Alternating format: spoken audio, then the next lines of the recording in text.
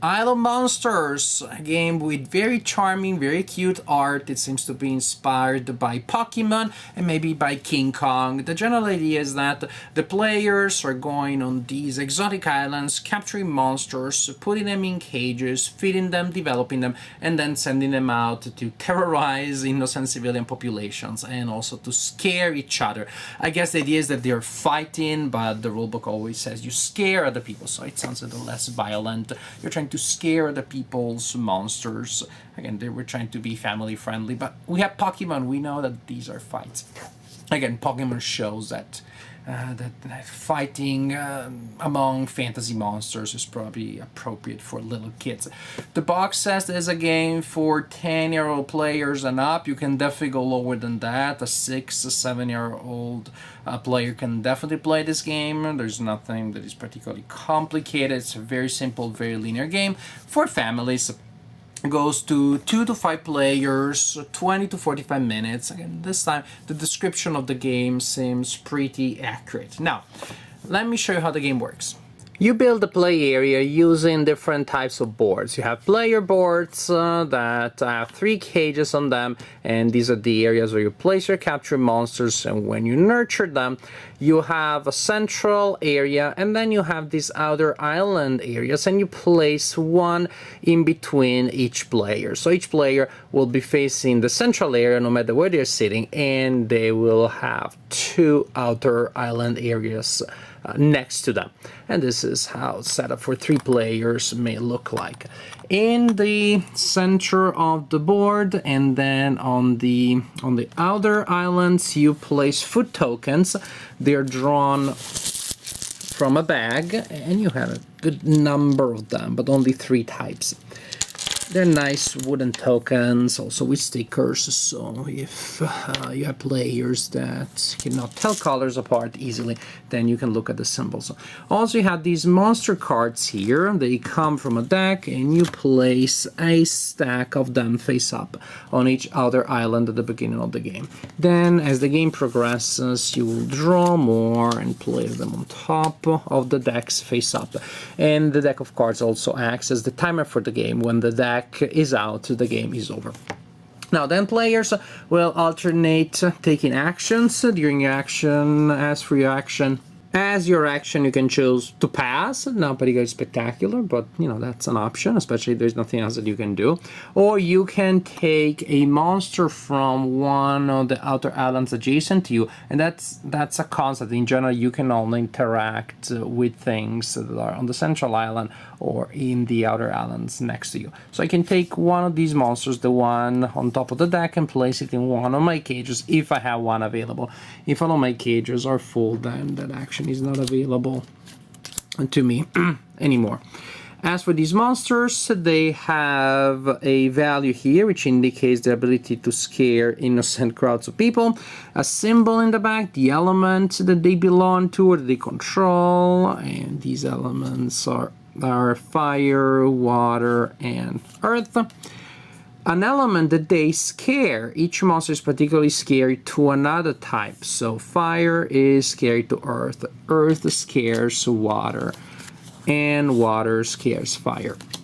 Also, we have icons here indicating the type of food that they need to fully grow and do their things, which is to go out there and terrorize innocent citizens and other monsters.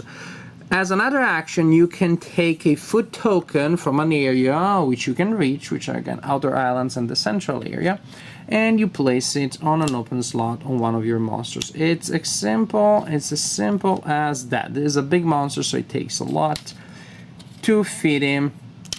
For example, in this turn, even if I were able to take everything, there are no pink tokens here, so no pink tokens left, so I wouldn't be able to feed that monster. So you continue like this. So pretty much this is like you pass, you grab stuff, you grab cards or you grab food and you place it on your monsters. When this phase is over, because there's nothing left to do and all the players have passed, you move to the next phase. At that point, the players get to develop their monsters they're fully fed. And so you remove the tokens from those monsters. You remove the tokens from those monsters. Like in this case, I have these 2 monsters here. Yay! and you take these two monsters and you put them face down in a deck that you place next to your player board, or you can think of this as your hand of cards. When this is done, so after a couple of turns, players will have a hand of like 2, 3, 4, 5 monsters. Then the Grand Battle Royale starts. That means players look at their hand of cards. Suppose this is my hand of monsters. And then you can play a number of monsters, at least one, and you have to play at least one if you can. A number of monsters, at least one. If you're playing multiple ones as a single set, they had to be of the same type. So I could play these two together, I could play these two together, and suppose that I do want to play these two together. So pretty much we are committing the monsters that we're sending out to terrorize people and other monsters. And suppose that my opponent commits these cards here. Then, after we have committed the monsters to send to the grand battle, we all reveal the monsters at the same time. And first thing that we do, we look at the sheer total, the numerical total that we have there. And suppose actually this is like this. Because first we go out to terrorize people, and remember the numerical value was that what does that. The player with the highest total scores 3 points, and that player takes a 3-point token here from the available tokens. This would be 15. Here we have 8, so this player takes 15, and second player gets a single point, again using those tokens that I showed you.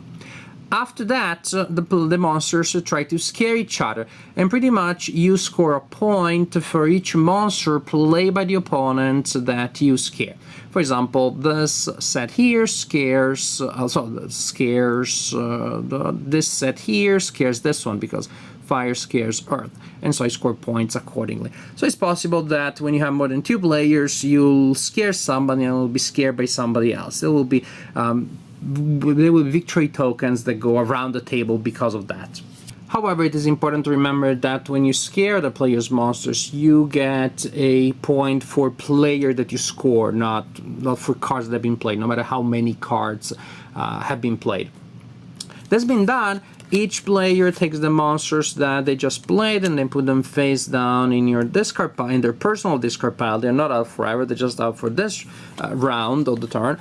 And then you continue in the scare phase. Players continue playing monsters from their hands, again in face down set, then reveal them, check who has the highest total, check who scares whom, give points based on that, repeat that until either no players have any cards, only one player has cards. At that point the scare phase is over, and you go back to grabbing monsters, giving them food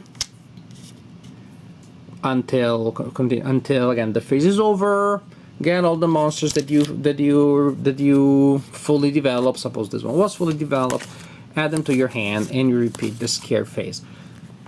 Continue like this until the deck of cards is over, and at the point the player with the highest total is the winner of the game. The components are great, I really like them. The boards are sturdy, the cards are good quality, the art is adorable. Like the monster of low value really look like cute monsters. The ones that are scarier, they don't look any scarier, but at least they look bigger, they look like they would have a better chance of survival in a fight. It's very good components, the tokens for the foods, nice wooden components, good components. Unfortunately, components are the best element of the design to me, which is not all that great, because gameplay is very bland, it's very simple, very linear, and I'm talking, of course, within the parameters, the general idea of a family game. I'm not talking, well, compared to Advanced Squad Leader, this game doesn't have enough meat. Even when you play it with young players, they are likely to find the game a little too simple. I played it with 2 young friends. One is a 9-year-old, the other one a 12-year-old. The 12-year-old definitely was like, okay, this is a game for little kids, I'm not all that interested. The 9-year-old was a little more excited, but just because he's really into monsters and that kind of action. But even he at the end had sort of lost interest. The game gives you such a small number of relevant choices to make that it really feels like it's on autopilot. It's very easy to see what your only reasonable next move is, and of course there isn't much interest in that. when it comes to getting monsters or resources, you can clearly see what makes sense for you to do, and sometimes all of your cages are full of monsters, so there's anything you can do there, and so it's obvious which kind of food you should take. I look at the other players and I see there's a certain food that you and I want, then I'll take it from a certain area that of course we share, because you can take it from me, and I see that kind of food also you could take it from an area that you share with somebody else, so I take that and I damage another player because you're likely to take that resources from them. It's pretty obvious. Or this resource I don't share with you, so and the other player that I share the area with is not interested in that resource, so I can leave that for later. Deciding which resource you take now and which leave for later, because some there may be a competition for, and some don't have that competition about them. It's very obvious, it's very basic. And when you start getting cards, then when players have good hands of cards, then there's a little bit of bluffing when we are selecting them, but also not particularly interesting the first couple of rounds, in which I have fire and you have water. Who's gonna win that one? I have a 4 and you have a 5. Who knows who's gonna win that mighty battle? So the first couple of rounds, the fights are very obvious, very basic. Later on, there's a little bit of bluffing. I can send out my monster now instead of later. But again, it comes after that developing, nurturing phase, which is very obvious, very bland. I got a thing, you got a thing, I got a thing, you got a thing. Done. Let's start the battle. I do a battle. Done. So the part where we are developing is very bland, very linear. The part where we are fighting, most cases, again, very bland, linear, predictable, and obvious. Later, you have a little bit of more decisions to make there, but not many. By them, you may have lost interest, which is precisely what happened when we played the game. It's not a bad game. It wouldn't be a bad game if I played it some 20 years ago. Maybe even as a light game with my friends back then, or if I had a family back then, maybe that would have been great. But now we have family games such as King of Tokyo with a similar theme, with a little more rules, but just exponentially better gameplay. And then actually, even for the last couple of decades, we've had Pokemon, which just showed us that kids, 8, 9, can take a lot more complexity and figure out a lot more rules. And not that I have anything against linear and simple and accessible gameplay, it is that when that is not matched by reasons for you to be interested, when we have simple accessible rules but they do not coalesce into interesting gameplay, then there isn't much of a point in having a game that is easy to learn but not that fun to play. And that is the problem to me. It feels like this game is not more than the sum of its parts. Its gameplay looks bland and obvious, and it feels that way. It's kind of like flavorless. You do what's obvious to do during the collection phase.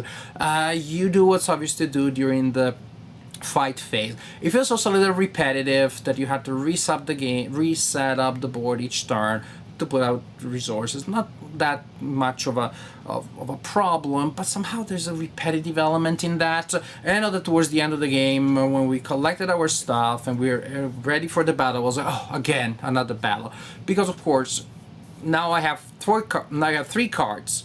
Next turn I have 4 cards. It's not all that different. It's not that different of a battle, and you maybe have the same 3 cards you had next turn. So again, I know you had last turn. So the progression as you build your team of monsters is not very fast. So you find yourself playing what feels like almost the same battle over and over again. So not particularly interesting to me as a game. Not as a light game to play with adults, even as a family game. There are so many better options out there that I don't see Island Monsters being really shining in any department. It doesn't win a competition with other simple family games out there. It doesn't seem to be filling a niche that was still empty when we have other games about developing monsters and fighting monsters that are accessible to kids. I don't know, I don't see this game really having anything that is special to it that would make me want to bring it to a game event, bring into fun events where I'm playing with kids. I don't see this game hitting the table when there are so many other games that scratch several similar itches and they just do that better without being particularly more complex. And sometimes I can also think of games that are as easy as this one, but simply more fun. So, alas, not a game that really has anything to make it special when the competition is so strong.